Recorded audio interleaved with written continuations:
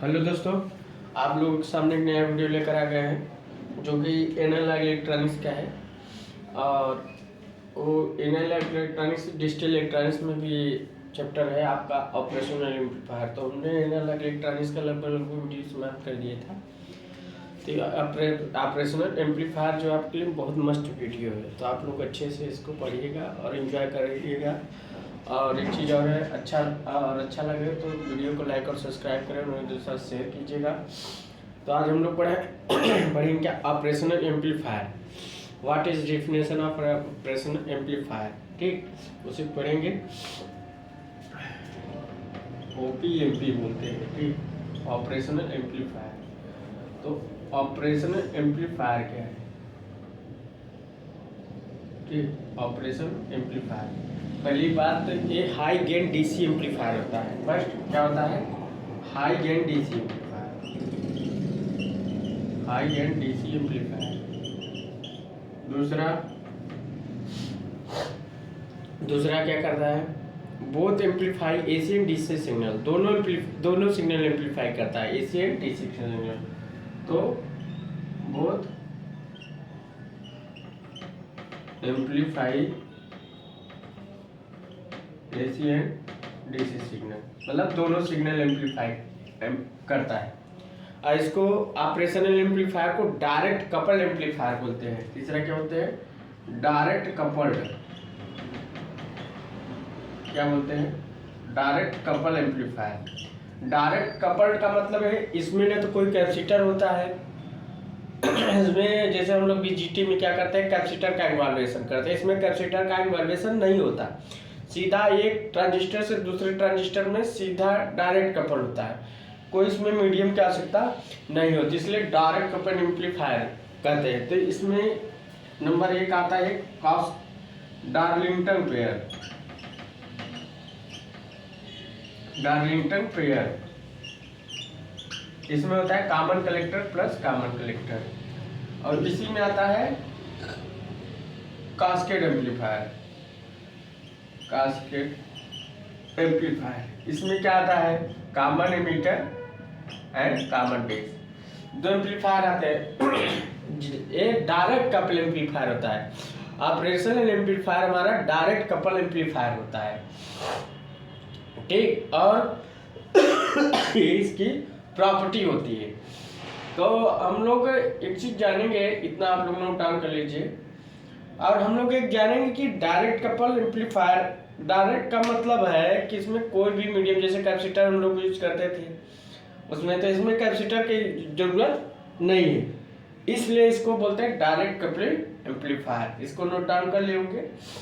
अब हम लोग थोड़ा आपको समझाते हैं ऑपरेशनल एम्पलीफायर डायरेक्ट कपल का मीनिंग समझाते हैं। डायरेक्ट कपल का मतलब क्या होता है? देखो, जैसे इसको आप लोग नोट डाउन कर लिए, तो amplifier DC and AC signal दोनों करती है, और ठीक हाई गेन डीसी एम्पलीफायर होता है। अब देखो इसमें क्या होता है, जैसे डायरेक्ट कपल का मतलब होता है हमारा, जैसे डायरेक्ट कपल का मतलब क्या हुआ? डायरेक्ट कपल का मतलब देखो, जैसे हमारा एक ट्रांजिस्टर है, अब इस ट्रांजिस्टर को यहाँ से VCC सप्लाई, DC सप्लाई दिया जहाँ तीर है, और यहाँ मीटर गर्म कर दिए आगे, ठीक। और यहाँ से हमने RB दिया, यहाँ से एक DC सिग्नल दिया और एक AC सिग्नल दिया, ठीक। VM साइन ओमेगा t, या हम लोग बोलते हैं 10 साइन 10⁻⁶ ओमेगा t। देखो आप समझो इस चीज को, ABB एक DC सप्लाई है, BBB यहाँ से हमारा कलेक्टर अरे आउटपुट में लोड आ रहे, इसका मतलब क्या है? अब यहाँ तो कैपेसिटर लगाएंगे, अगर कैपेसिटर लगाएंगे तो अगर हम डीसी इक्विवेलेंट सर्किट बनाएंगे तो कैपेसिटर में डीसी इक्विवेलेंट सर्किट में हमने एसी हटा दिया, तो क्या होगा? ये ओपन सर्किट हो जाएगा, क्योंकि XC = 1/ωc। 1/ओमेगा सी, सी की वैल्यू 0 है तो क्या होगा, 0 इक्वल टू इनफाइनाइट, तो कैपेसिटर ओपन सर्किट हो जाए। तो यहाँ क्या है ये बीजीटी का कॉम्बिनेशन हमको बता रहे हैं कि कैपेसिटर के यहाँ ओपन शॉर्ट सर्किट करने की जरूरत है, मगर हमारा ऑपरेशन एम्पलीफायर में ऐसा कुछ नहीं। जैसे हमने सीधा ऑपरेशनल एम्पलीफायर, अब जैसे हम अगर मान लो यहाँ हम सीधा कैपेसिटर न लगाते और एसी में शॉर्ट सर्किट हो जाता है, जैसे हमने यहाँ सीधा हम लगाए होते तो हमारा यहाँ से करंट क्या आता है, मतलब ये क्या आता है, यहाँ हमारा से डीसी मतलब करंट आता है, यहाँ से करता है आईसी प्लस आईएल, आईएल इसमें चला जाता है और आईसी यहाँ चला जाता है। तो यहाँ हमारा क्या हो रहा है, यहाँ हमारा सीधा कैपेसिटर का इन्वॉल्वेशन नहीं है, चाहे वो डीसी सिग्नल दे चाहे एसी सिग्नल दे, तो हमारा सीधा डायरेक्ट कपल्ड है। तो हमारा ऑपरेशनल एम्पलीफायर में सीधा हम लोग क्या करते हैं, डायरेक्ट कपल करते हैं, उसमें किसी कैपेसिटर का मीनिंग नहीं होता। अब अगर हम लोग कैपेसिटर हटा दिए, अब देखो हम लोग आपको एक चीज और बताते हैं। मान लीजिए आपका एक हमने डार्लिंगटन पेयर बताया था, ठीक,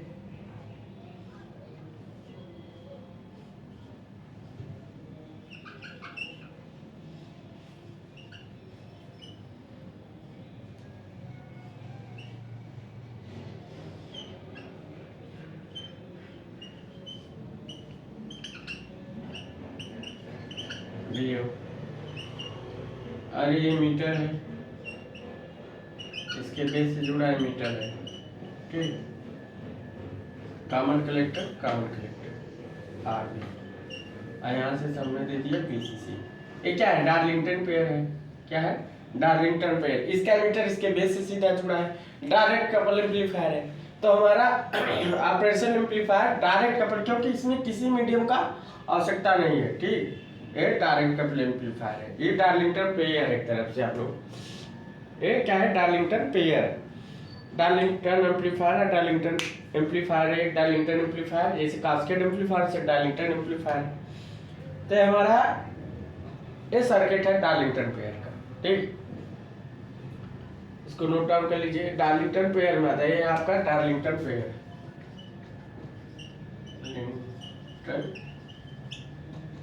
एम्पलीफायर लिखो, डार्लिंगटन एम्पलीफायर, ठीक। तो हमारा डायरेक्टर एम्पलीफायर, इसमें डायरेक्ट कपल है, एक एम्पलीफायर से दूसरे एम्पलीफायर क्या है, डायरेक्ट कपल, डायरेक्ट कपल। तो डायरेक्ट कपल का मीनिंग आपको समझाना चाह रहा है कि डायरेक्ट कपल का मीनिंग क्या होता है, ठीक। डायरेक्ट कपल का हम आपको मीनिंग समझाना चाह रहे हैं, ठीक। अब हम लोग, ये तो डार्लिंगटन एम्पलीफायर था। अगर हम कास्केड एम्पलीफायर की बात करें तो कास्केड एम्पलीफायर में सीधा सीधा फंडा क्या है, ये मान लीजिए आरसी थोड़ा अच्छा बना है,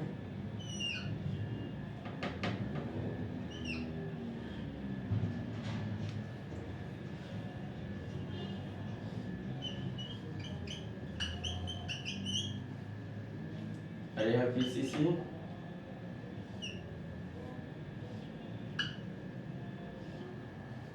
यहाँ भी मीटर है, ये कलेक्टर है, बेस है, आरबी है,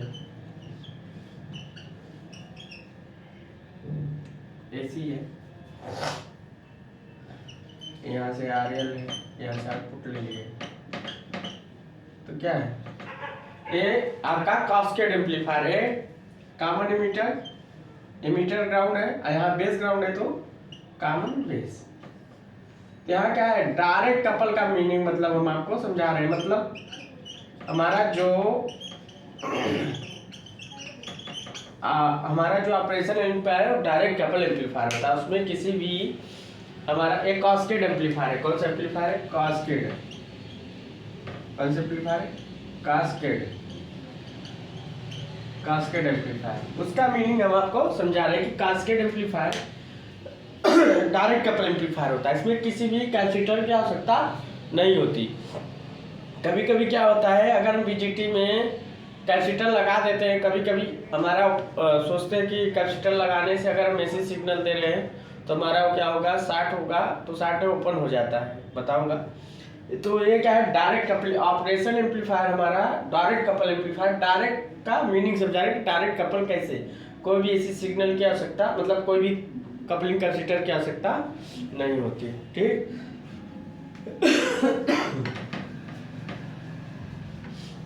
अगर हम उसी डायरेक्ट कपलिंग कैपेसिटर में अगर हम एसी सिग्नल लगा दे तो 60 हो जाएगा, ठीक। तो ये तो डायरेक्ट कपल का मीनिंग समझ गए।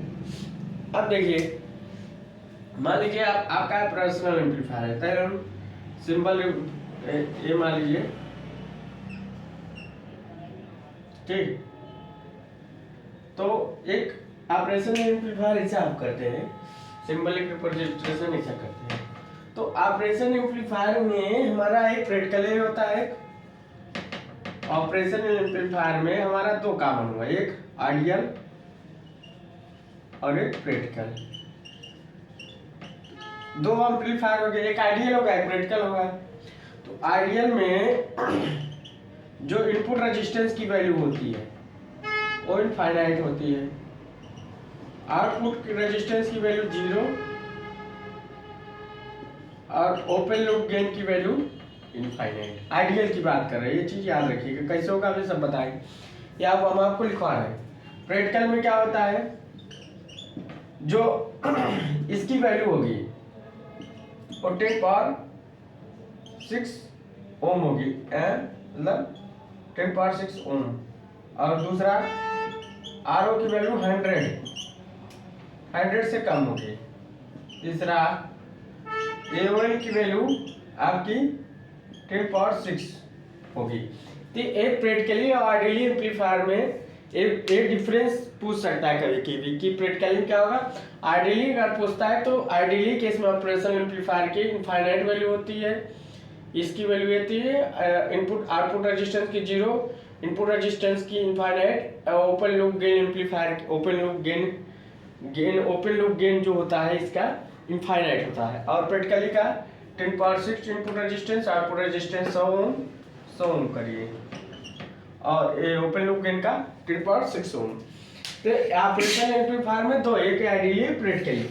तो हम आइडियली प्रैक्टिकली दोनों यूज करते हैं अपने अकॉर्डिंग के अनुसार, तो हम लोग ज़्यादातर आइडियली यूज करते हैं।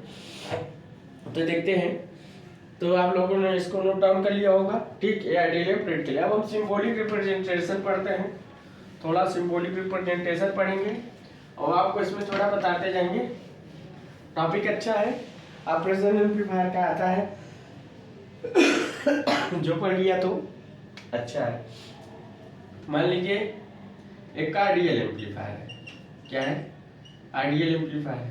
तो आइडियल एम्पलीफायर की बात करें तो इसका जो देखो आइडियल है, पहले प्रैक्टिकल की बात कर लेते हैं, आइडियल दोनों, हाँ ठीक है, या प्रैक्टिकल ही मान लेते हैं। तो प्रैक्टिकल है, तो देखो सिंबॉलिक रिप्रेजेंटेशन पहले हम पढ़ेंगे। तो अगर हम प्रैक्टिकल की बात करते हैं, क्या है प्रैक्टिकल, ओपीएमपी। प्रैक्टिकल का मतलब, अब देखो कुछ न कुछ रेजिस्टेंस होगा, तो इसका रेजिस्टेंस कुछ न कुछ होता है, ठीक, कुछ न कुछ होता है, ठीक। यहाँ कुछ न कुछ रेजिस्टेंस होगा, तो यहाँ पॉजिटिव, यहाँ निगेटिव, यहाँ निगेटिव या पॉजिटिव। तो यहाँ इसको बोलते हैं क्या, VI इन्वर्टिंग टर्मिनल, इसको बोलते हैं VNI नॉन इन्वर्टिंग, इसको बोलते हैं इन्वर्टिंग, क्या बोलते हैं इन्वर्टिंग, इसको बोलते हैं नॉन इन्वर्टिंग, नॉन इन्वर्टिंग, क्या बोलते हैं non inverting, inverting non inverting terminal है, दो टर्मिनल है। इसका रेजिस्टेंस होगा, प्रैक्टिकली की बात कर रहे हैं, तो इनपुट रेजिस्टेंस 10⁻6 से ज़्यादा, और आउटपुट रेजिस्टेंस 100 ओम होगा, लगभग लेस देन 100 ओम, और एओल की वैल्यू 10⁻6। अब देखो उसी के अनुसार इसका रेजिस्टेंस कुछ होगा तो हमने रेजिस्टेंस बना दिया आर आई, ठीक। अब इसका भी ये क्या होगा बी ओ, ठीक। तो आर ओ क्योंकि वैल्यू है यहाँ वैल्यू क्या है ए ओ एल वी डी, ठीक, एल वी डी। तो प्रैक्टिकली एम्पलीफायर का सिंबॉलिक रिप्रेजेंटेशन है, तो आप लोग बना सकते हो। और यहाँ प्लस बी सी सी और यहाँ माइनस वी ई, ई आई सी को लिखते हैं माइनस वी सी सी, ई आई सी को लिखते हैं क्या प्लस वी सेचुरेटेड, आई सी को लिखते हैं माइनस वी सेचुरेटेड। मतलब लिखने का तरीका है, ठीक। ये प्रैक्टिकल एम्पलीफायर का क्या है, प्रैक्टिकल एम्पलीफायर है, ठीक। प्रैक्टिकल एम्पलीफायर का अब आपका सिंबॉलिक रिप्रेजेंटेशन है। अब अगर इसका हम जैसे हम लोग क्या जानते हैं, अगर हम इसका ट्रांसफर कैरेक्टरिस्टिक खींचेंगे तो क्या होगा, जैसे हम गेन की वैल्यू क्या होती है, गेन की वैल्यू अगर हम पढ़ें ए ओ या ए ओ एल क्या होगा, आउटपुट माइनस इनपुट, मतलब तो आउटपुट हमारा क्या है, आउटपुट तो आउटपुट है, इनपुट हमारा वीडी है। वीडी का मतलब क्या है, ए डिफरेंस वोल्टेज, वीडी का मतलब है inverting minus non inverting minus inverting, मतलब हमारा ये वैल्यू आएगा, क्या आएगा, वीडी का मतलब हमारा non inverting terminal minus inverting terminal होगा, और वीडी वी आई एन के बराबर है, तो हमारा वी आउटपुट हमारा क्या होगा, वी आउटपुट हमारा क्या होगा, A O L into V D, ये होगा हमारा, ठीक, ये होगा। अगर हम स्लोप की बात करें, स्लोप किसकी बात करें, स्लोप की, स्लोप की बात करते हैं तो स्लोप हमारा ये वाला होगा, मतलब d y upon d x, ठीक। या हम इसको अभी बनाते हैं, पहले ट्रांसफर करके खींच लेते हैं प्रैक्टिकल का, तो इसको समझ गए होगे, इसका रिप्रेजेंटेशन तो इतना समझ गए होगे। ये डिफरेंस वोल्टेज है, जो वी डी है वो वी आई एन के बराबर है, हमने वहां दर्शाया है वो, ठीक। इसको तो हम हटाते हैं, ट्रांसफर कैरेक्टरिस्टिक खींचते हैं। अगर हम ट्रांसफर कैरेक्टरिस्टिक खींचे तो क्या है, ट्रांसफर कैरेक्टरिस्टिक खींचे तो मान लीजिए थोड़ा सा बीच में खींचे, थोड़ा सा इधर से, अब हम लोग थोड़ा ट्रांसफर कैरेक्टरिस्टिक खींचे तो हमारा क्या होगा, तो हम थोड़ा बीच से खींचते हैं थोड़ा अच्छे से, तो हमारा वी ओ और ये क्या है वी आई बराबर वी डी, तो ये प्रैक्टिकली एम्पलीफायर का है। यहाँ से थोड़ा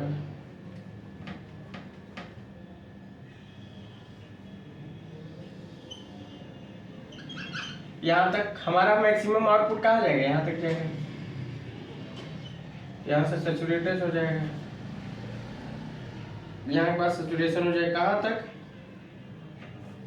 कहाँ तक जाएगा, माइनस वी सैचुरेटेड, और यहाँ क्या है प्लस वी सैचुरेशन तक। इससे आगे हमारा आउटपुट का एम्पलीफायर नहीं मिलता, इससे हमारा आउटपुट नहीं मिलेगा, ठीक।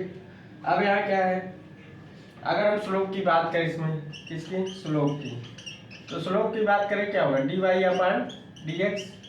अब हमारा स्लोप यहाँ मिलेगा ए ओ एल कितना 10.6 है, ए ओ एल मिलेगा, तो d y upon V saturation upon d x की वैल्यू क्या होगी, स्लोप हमारा क्या आ गया ए ओ एल होगा, तो डी एक्स की वैल्यू हमारे क्या होगा इस हॉरिजॉन्टल में V saturation upon A O L, ठीक, ये होगा। तो यहाँ हमारा क्या होगा, V saturation upon A OL, और यहाँ क्या होगा माइनस वी सैचुरेशन अपन ये होगा।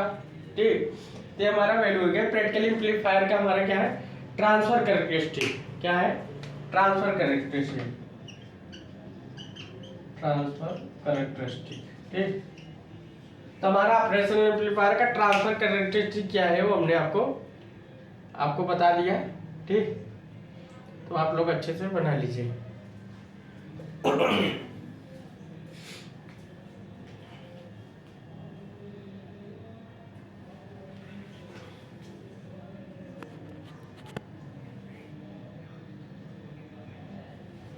अच्छे से नोट डाउन कर लीजिए।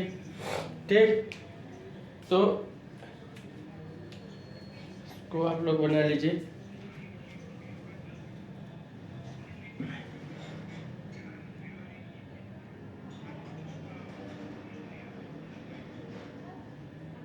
बहुत चीजें हैं जो बताने बाकी हैं, आप लोग ध्यान से रहिएगा। तो ट्रांसफर कैरेक्टरिस्टिक की बात करते हैं। हो गया, ये तो प्रैक्टिकल एम्पलीफायर का था। आइडियल एम्पलीफायर की हम बात करते हैं, तो आइडियल एम्पलीफायर में क्या होता है, ठीक, आइडियल एम्पलीफायर में क्या होता है, थोड़ा आइडियल एम्पलीफायर की बात करते हैं।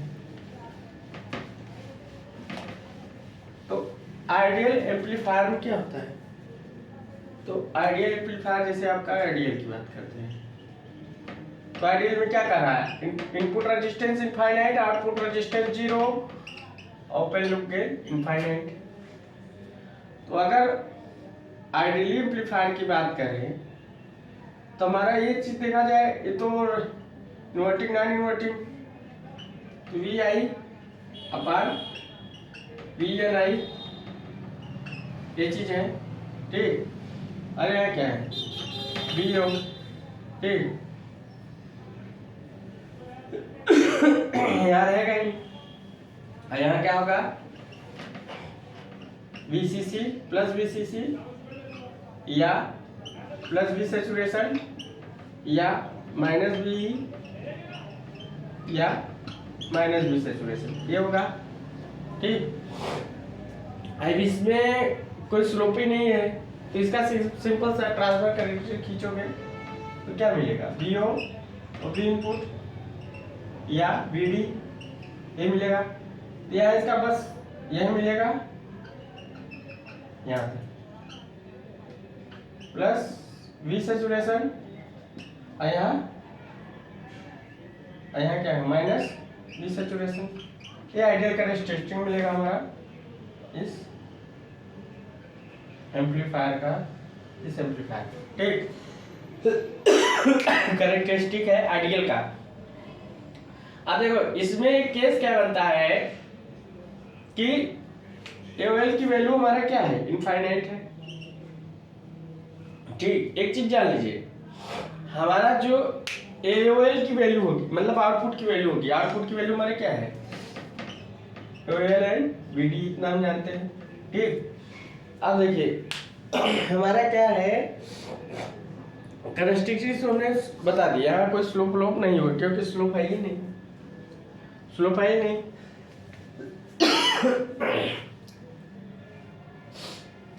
ये हमारा ट्रांसफर कैरेक्टरिस्टिक है आइडियल एम्पलीफायर का, और उसका क्योंकि इसमें इनपुट रेजिस्टेंस इनफाइनाइट है, तो इनपुट रेजिस्टेंस आउटपुट रेजिस्टेंस हट जाएगा, हमारे फिगर बन जाएगा।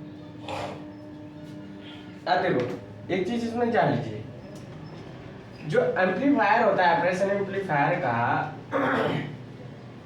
अब हम एक एम्पलीफायर की बात करते हैं, operation amplifier.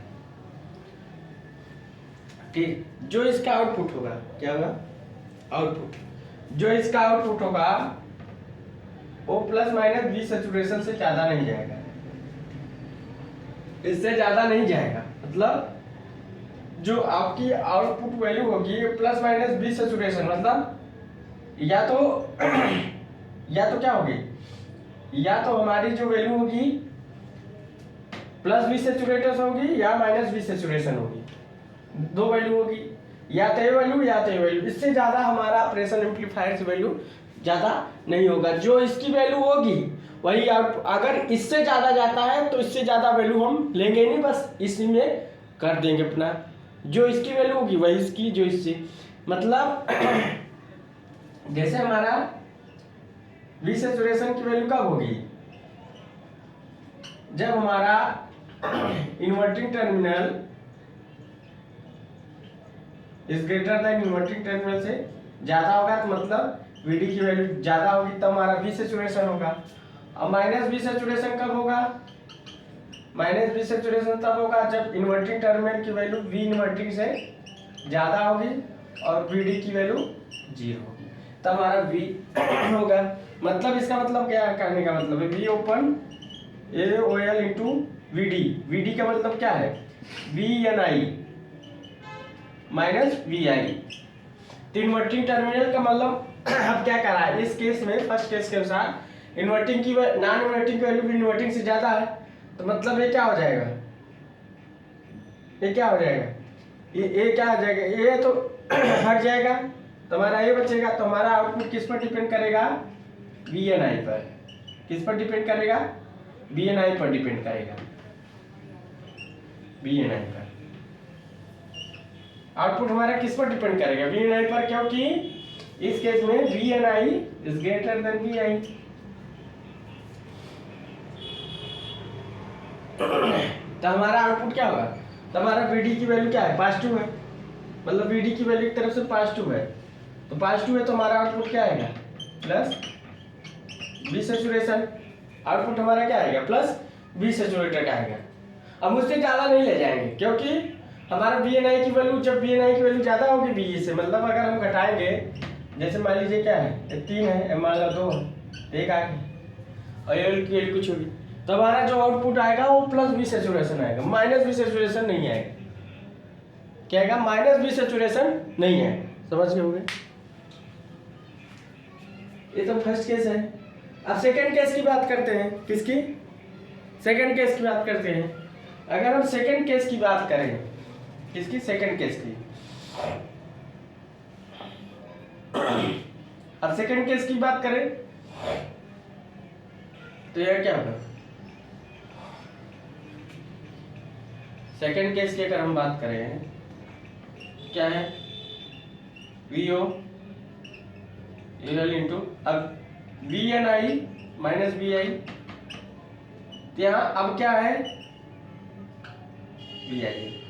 VI is greater than VNI, मतलब हमारा क्या है, यह VO, अब अगर ये वैल्यू होगी तो यहाँ वैल्यू क्या होगी, माइनस आएगी, तो हमारे जो VO की वैल्यू आएगी वो क्या होगा, माइनस वी सैचुरेशन आएगी, क्योंकि हमारा V जो VNI पर डिपेंड कर रहा है माइनस VI पर, इन्वर्टिंग पर, तो हमारा जो वैल्यू आएगी इस पर इसी तक जाएगी, इससे ज़्यादा नहीं जाएगी। तो मतलब हमारा जो आउटपुट की वैल्यू है, जो हमारा सिंबॉलिक अगर देखा जाए, जो आउटपुट की वैल्यू है वो प्लस माइनस वी सैचुरेशन तक ही रहेगी, इससे ज़्यादा नहीं जाएगी।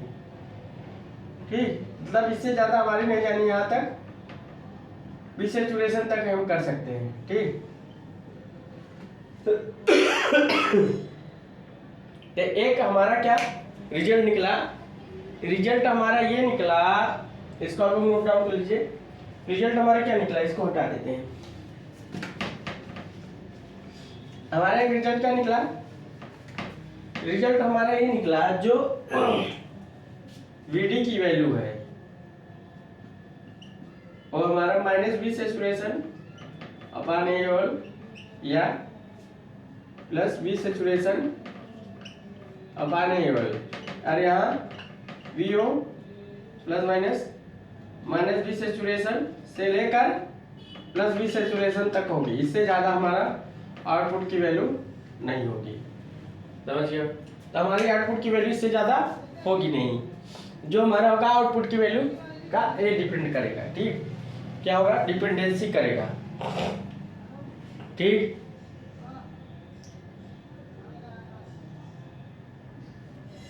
ठीक, डिपेंडेंसी करेगा।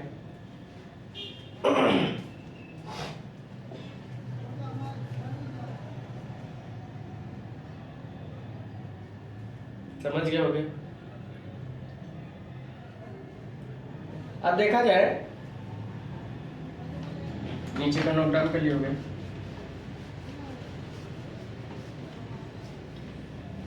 इसका अगर हम सिंबॉलिक रिप्रेजेंटेशन करें, अगर हम इसको आप लोग समझ गए होंगे। सिंबॉलिक रिप्रेजेंटेशन की बात करें, क्या सिंबॉलिक या सिंबॉलिक रिप्रेजेंटेशन हो गया, जैसे हमारा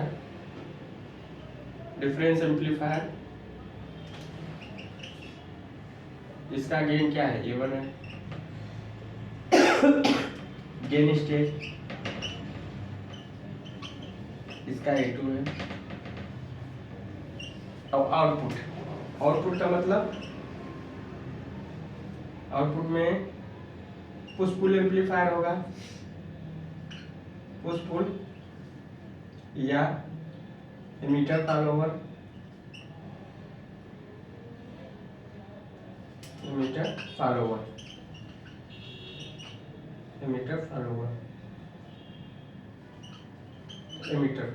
इतने आउटपुट में मिलेंगे। या कॉमन कलेक्टर होगा। 3 चीज, या push pull class B amplifier. कौन सा एम्पलीफायर? Class B amplifier. या तो पुश पुल होगा, या एमीटर फॉलोवर होगा, या कॉमन कलेक्टर होगा। ठीक, या इसका आउटपुट का अगर हम और देखा जाए तो यहाँ से इसका आउटपुट यहाँ से मिलेगा,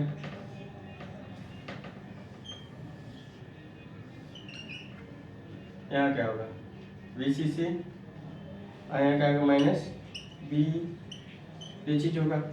यहाँ से डिफरेंस हो गया क्या, इन्वर्टिंग नॉन इन्वर्टिंग, मतलब इन्वर्टिंग नॉन इन्वर्टिंग, ये होगा। और यहाँ से यहाँ 3 एम्पलीफायर प्रयोग किए जाते हैं उसमें, या तो पुश पुल भी, या push pull class B amplifier है, मीटर फॉलोअर है, कॉमन कलेक्टर। यहाँ क्या होगा, यहाँ A1 VNI माइनस VI, ये होगा। और यहाँ क्या होगा, यहाँ चीज वही होगा, A1 इंटू A2, और क्या होगा VNI माइनस VI, असेम दोनों का ये होगा। ठीक, यहाँ डिफरेंस एम्पलीफायर होगा, क्या होगा, डिफरेंस एम्पलीफायर होगा। क्लास बी प्लस एम्पलीफायर है, डिफरेंस एम्पलीफायर होगा। ठीक, नोट डाउन कर लीजिए। तो देखो डिफरेंस एम्पलीफायर थोड़ा हम लोग बताएंगे आपको कि क्या होता है, नोट डाउन कर लीजिए इसको। Difference amplifier gain stage, common collector output, या push pull amplifier emitter follower. ठीक,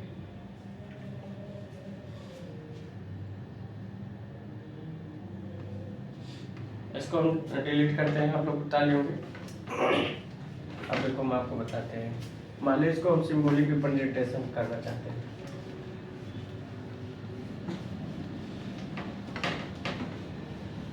जैसे आपको रिलेशन हो सके। ठीक, तो यह क्या है,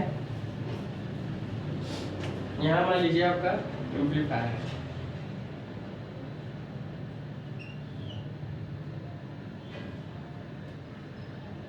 डिफरेंस एम्पलीफायर है, मतलब डिफरेंस होना चाहिए।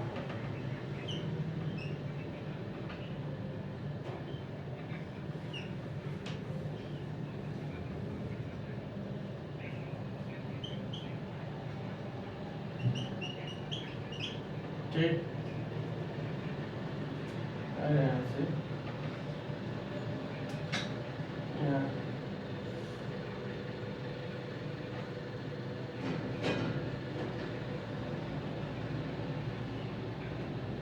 यह हमारा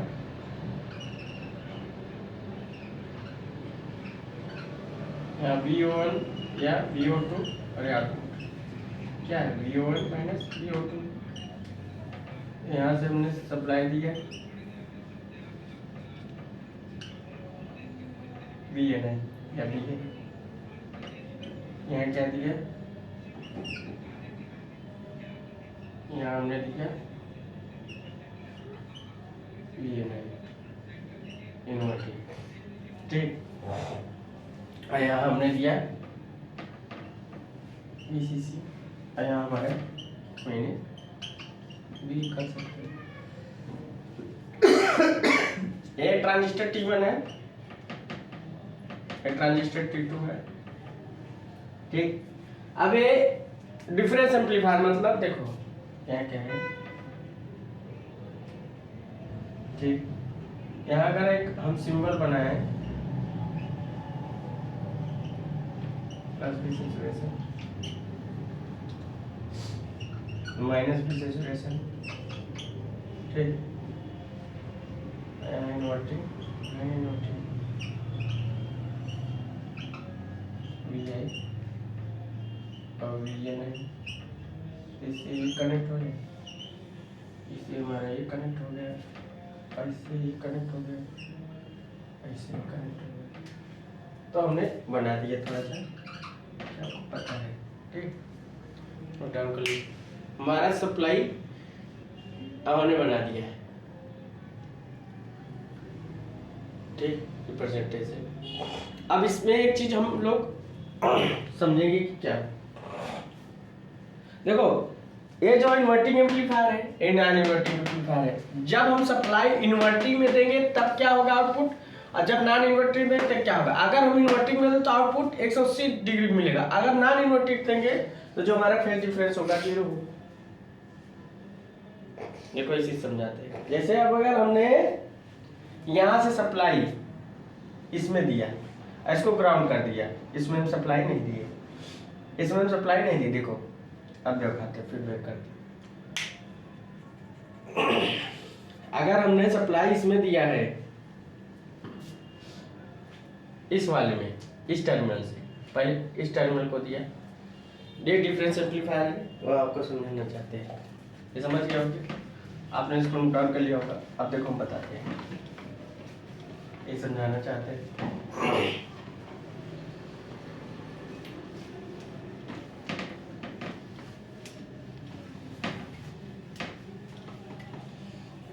अगर बात करें, अगर हम सप्लाई अगर हम इसमें देते हैं, वी इनपुट इसमें देते हैं, वो ग्राउंड कर देते हैं, ठीक, तो हमारा आउटपुट क्या होगा। देखो हमारा मान लीजिए हमने सप्लाई यहां से दिया इधर से वी इनपुट, तो आउटपुट में हमारा अपोजिट होगा, मतलब आउटपुट में हमारा जो मिलेगा पैसा मिलेगा 180 मतलब 180 डिग्री आउटपुट, मतलब फेज डिफरेंस हमारा क्या होगा, फेज डिफरेंस 180। जब हम इन्वर्टिंग टर्मिनल पर सप्लाई देते हैं तो हमारा आउटपुट इनपुट के अपोजिट होता है, तो हमारा फेज डिफरेंस 180 होता है, ये चीज याद रखिएगा। जब हम सप्लाई इस पे देते हैं तो हमारा जो आउटपुट मिलेगा इनपुट के अपोजिट मिलेगा, कितना 180 डिग्री। मान लीजिए हमने यहां दिया कितना BCC और माइनस बी, यही है, ठीक है। अब मान लीजिए ये वोल्ट की वैल्यू इनफाइनाइट हम मानते हैं, क्या मानते हैं, इनफाइनाइट, या 0 कुछ मान लो, या हम मान लें 10 पावर 2, 10 पावर 6। अब हमने वोल्टेज दिया कितना है, देखो यहाँ समझ में आ जाएगा। अब हमने बता दिया फेज डिफरेंस 180 आएगा, मतलब इन्वर्ट आएगा, इन्वर्टर की तरह काम करता है जब इस पर हो गई। इसका मतलब अब देखो हमने इतना दे दिया, ये तो ग्राउंड हो गया,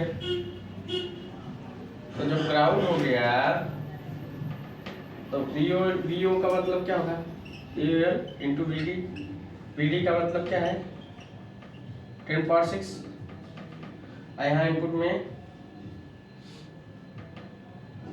1 माइक्रो वोल्ट दिए, ठीक, 10 power 6 into VNI minus VI होता है, तो 10 पावर 6 VNI क्या है 0 है, और VI की वैल्यू 1 माइक्रो वोल्ट है, कितना है 1 माइक्रो वोल्ट, मतलब 10 पावर -6, ठीक, तो हमारा क्या होगा -1 वोल्ट होगा, -1 वोल्ट होगा। अब देखो इसका मतलब क्या है, आउटपुट हमारा क्या है, अपोजिट आ रहा है। आउटपुट हमारा क्या आ रहा है, अपोजिट आ रहा है। मतलब जब हम इस टर्मिनल पर सप्लाई दिए तो आउटपुट हमारा अपोजिट आया। क्या है, अपोजिट आया। क्या है, अपोजिट आया, क्योंकि हमने सप्लाई इस पर दिया था, सप्लाई हमने इस टर्मिनल पर दिया था, इसलिए आउटपुट हमारा 180 एम्स मिला। समझ। दूसरा भी अगर हम एग्जाम्पल लेना चाहे कुछ भी ले सकते हो। इनफाइनाइट अगर हम करते तो इनफाइनाइट करते हैं और इनफाइनाइट कर दे तो वैल्यू इनफाइनाइट हो जाएगी। माइनस इनफाइनाइट क्या होगी, माइनस इनफाइनाइट तो होती नहीं, और जब माइनस इनफाइनाइट नहीं होती तो नॉट पॉसिबल। अब ना आइडियल एम्पलीफायर का प्रैक्टिकली था, आइडियल केस में इनफाइनाइट रखें, नॉट पॉसिबल वैल्यू मानी रह जाएगी। तो वैल्यू हम क्या माने, यहाँ वैल्यू रख दो, कुछ -5 और +5, तो वैल्यू क्या होगा, -5 होगा, -5 होगा। तो कुछ भी आप कर सकते हो करो। तो हमको ये देखने को मिला, हमने जो इनपुट दिया आउटपुट में हमको 180 डिग्री मिला। क्या मिला, 180 अंश। हम वो चीज बचाना चाहते थे। अब मान लो हम नॉन इन्वर्टिंग पर दे तो क्या दे, नॉन इन्वर्टिंग पर दे। अब चलो हम नॉन इन्वर्टिंग देते हैं। अब इसको हम ग्राउंड करते हैं, इस चीज को ग्राउंड करते हैं। यहाँ हम मान लीजिए आएगा, यहाँ इसको हमने ग्राउंड कर दिया। क्या दिया, इनपुट यहाँ दे दिया, मान लीजिए 1 माइक्रोवोल्ट।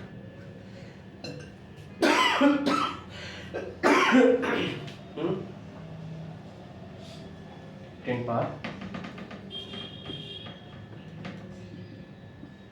6। अब वीओ का मतलब AUL into VD 10 power 6 VNI minus VN, ये तो 0 हो गया। जब 10 पावर 6 10 पावर -6 तो 0, तो 0 हो गया, हमने हटा दिया। कितना, 1 वोल्ट। तो देखो हमारे क्या मिल रहा है, आउटपुट हमारा सेम मिल रहा है। इस टर्मिनल पे अगर हमने दिया, नॉन इन्वर्टिंग टर्मिनल पर दिया, तो हमारा आउटपुट क्या मिल रहा है, 1 वोल्ट। आउटपुट हमारा क्या मिल रहा है, 1 वोल्ट। आउटपुट हमारा क्या मिल रहा है, 1 वोल्ट। आउटपुट हमारा क्या मिल रहा है, 1 वोल्ट। मतलब हमारा फेज डिफरेंस क्या है, 0। तो इस कंडीशन में फेज डिफरेंस क्या है, 0 डिग्री। क्या है, 0 डिग्री। हमारा फेज डिफरेंस 180 नहीं मिल रहा है, 0 डिग्री मिल रहा है। तो इन्वर्टिंग टर्मिनल पर हम सप्लाई देते हैं तो आउटपुट हमारा इन्वर्ट मिलता है, 1 वोल्ट। यहाँ आउटपुट हमारा क्या मिला, 1 volt. Phase degree, phase difference 0। यहाँ फेज डिफरेंस 180, क्योंकि हम इन्वर्टिंग टर्मिनल पर सप्लाई नहीं दिए हैं, इन्वर्टिंग टर्मिनल पर सप्लाई नहीं दिए, कैसे हैं, नहीं दिए हैं। तो समझ गए कि हमारा इन्वर्टिंग और नॉन इन्वर्टिंग का मतलब क्या है।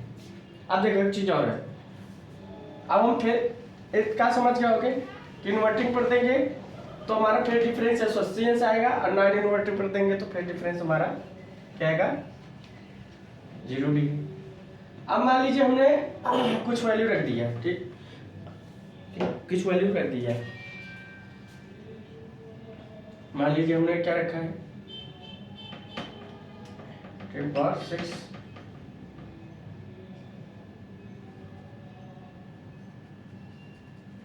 यहाँ हमने रख दिया, वो तो वैल्यू बराबर आ जाएगी। यहाँ रख दिया 10 पावर 3, 10 पावर 3। अब देखो यहाँ रख दिया 1 माइक्रोवोल्ट, तो ये बराबर क्या होगा, आउटपुट बराबर क्या होता है, AL इंटू VD। तेल की value 10 power -6, 10 power 3, 10 power 3।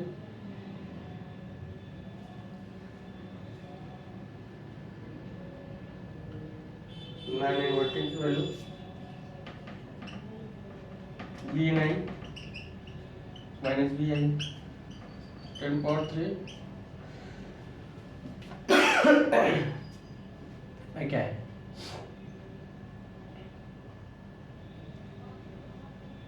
VNI की वैल्यू कितना है 10 पावर 3 AL की वैल्यू 10 पावर 3 VNI की वैल्यू 10 पावर माइनस 6 जीरो हो गया क्या हो गया जीरो हो गया तुम्हारे क्या बचा -1000 वोल्ट -1000 वोल्ट नॉट पॉसिबल। इसका मतलब हमारा ये वैल्यू हो ही नहीं सकता 1000 वोल्ट हो ही नहीं सकता। हमने क्या बताया हमारी जो आउटपुट की वैल्यू होगी या तो -20 सेचुरेट या +20 से तो -5 वोल्ट हो जाएगा क्या -5 वोल्ट हो जाएगा क्योंकि हमने बताया है इससे ज्यादा तो वैल्यू हमारा जाएगा नहीं आउटपुट का या तो ±5 वोल्ट होगा इससे ज्यादा जाएगा नहीं क्योंकि 1000 वोल्ट नॉट पॉसिबल। हमारा वैल्यू क्या होगा -5 वोल्ट क्या होगा -5 वोल्ट होगा समझिए। अब इसी में चाहे प्रैक्टिकल रख लो अब अगर हम आइडियल की बात करें अब इसी में अगर मान लो इनफाइनाइट रख लेते हैं इनफाइनाइट रख लेते तो क्या इनफाइनाइट हो जाता है तो यहाँ माइनस इनफाइनाइट का मतलब अगर माइनस इनफाइनाइट का मतलब क्या होता नॉट पॉसिबल हमारा -5 वोल्ट ही होता चाहे आइडियली केस में करो चाहे प्रैक्टिकली केस में करो आंसर देन -5 वोल्ट -5 वोल्ट से ज्यादा होगा ही नहीं -5 वोल्ट से ज्यादा होगा ही नहीं समझ गए कि -5 वोल्ट से ज्यादा चले समझ गए होंगे ठीक। तो अगर हम इन्वर्टिंग कर में देखो ये हमारा आ गया ठीक। अगर हम बात करते हैं इसी में हम थोड़ा चेंज कर देते हैं चेंज क्या करेंगे इसी में अगर हम 10 पावर मिली वोल्ट कर देते हैं -3 और 10 पावर 6 कुछ भी कर दो तो इसे समझ गया तो 10 पावर 6 और 10 पावर माइनस तो यहाँ इसका मतलब यहाँ ये की वैल्यू 10 पावर 6 रख देते हैं थोड़ा डिलीट करते हैं यहाँ क्या रखेंगे 10 पावर 6 अब यहाँ हम पलट देते हैं प्लस या माइनस ठीक। इन्वर्टिंग की वैल्यू हमने क्या रख दिया कुछ भी पलट के रख दो कोई दिक्कत नहीं बस आपका कॉन्सेप्ट क्लियर होना चाहिए। तो VNI -VI तो अगर 10 पावर 6 VNI की वैल्यू क्या है 0 और VI की वैल्यू 10 पावर -3 तो यह क्या होगा 10 पावर 3 अगर 10 पावर 3 है क्या है 10 पावर 3 है हमारा 10 पावर 3 है तो वैल्यू हमारे क्या होगा तो हमारा वैल्यू 10 पावर 3 मतलब 1000 वोल्ट और 1000 वोल्ट है तो इसका मतलब क्या है नॉट पॉसिबल क्या होगा नॉट पॉसिबल। अब नॉट पॉसिबल का मतलब ये वैल्यू नहीं होगा हमारा वैल्यू ये होगा +5 वोल्ट। अगर इसी में इनफाइनाइट रख देते आइडियल केस की बात करते हैं इनफाइनाइट रख देते तो ये भी क्या हो जाता है इनफाइनाइट वैल्यू क्या आती है इनफाइनाइट वैल्यू हमारी इनफाइनाइट है तो भी नॉट पॉसिबल तो वैल्यू यही आती है आंसर करेक्ट।